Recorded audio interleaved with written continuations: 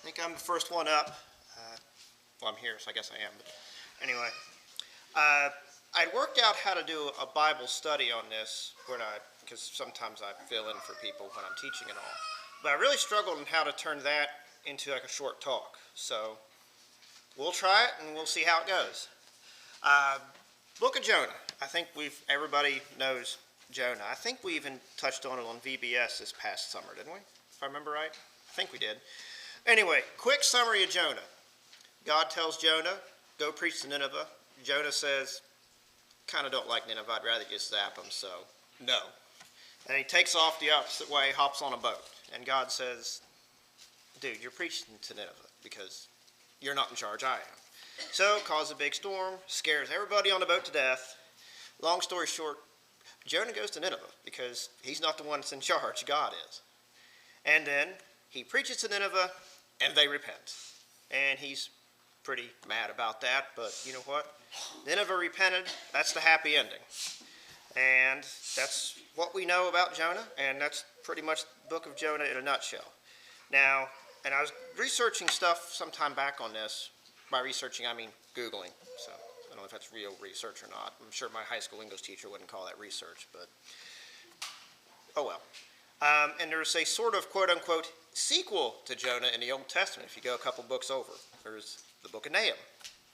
And you know how sequels are. They're never quite as good as the first because you kind of got half the time you're undoing something, the happy ending in the original to do the sequel. And I guess the Old Testament kind of pioneered that because that's what Nahum did. From what I've read on this, Nahum was written about 100 years afterwards. You know what that is when you research that. Who knows how accurate that is or not. And basically Nineveh went right back to their old ways, and God said, enough's enough, we're shutting her down for real this time. And he goes, and it's a 3-chapter book, it's pretty short. He just says, this is what you've done wrong, and it's coming. And the reason it got me thinking about this is usually, especially when you talk about Old Testament God, you think fire, people getting zapped right away. Well, in this case especially, they had 100 years to figure it out, and they didn't. So you think 100 years, that's a pretty good long time to, get it right. And that's really the point I was trying to make, and it got me thinking about this. Like I said, I struggled on how to turn a Bible study into a short talk here, without just saying, here's the moral of the story and dropping the mic. But you see that a lot is people really get that idea about God is you do something wrong, you get zapped. And that's not really the case. Like Jonah to Nahum, you had like 100 years to get it right. And I remember I filled in for Denny sometime back here, and I think it was Malachi, last book of the Old Testament, in case I said the wrong word there. And you can read a lot of the stuff going on in there is the same stuff Jesus is laying into all the Jewish leaders for when he's around. And that's like 500 years later. Again, you've had like 500 years to get this right. That's plenty of time. And you look back even other stuff, like when Noah was building the ark. I mean, he didn't just go on Amazon and order an ark. He had to actually build the thing. And that took, I don't remember the exact number, but it took a good while.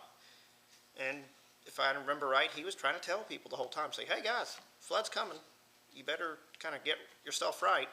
And they made fun of him. They didn't listen to him. So it's like, you watched the guy build the ark for all this time. You had plenty of time to get it right. And really, that's the same for all of us. And on Judgment Day, you're going to see a lot of people who are going to act like shocked and surprised that it didn't work out for them. And you think you had literally your entire life to get this right.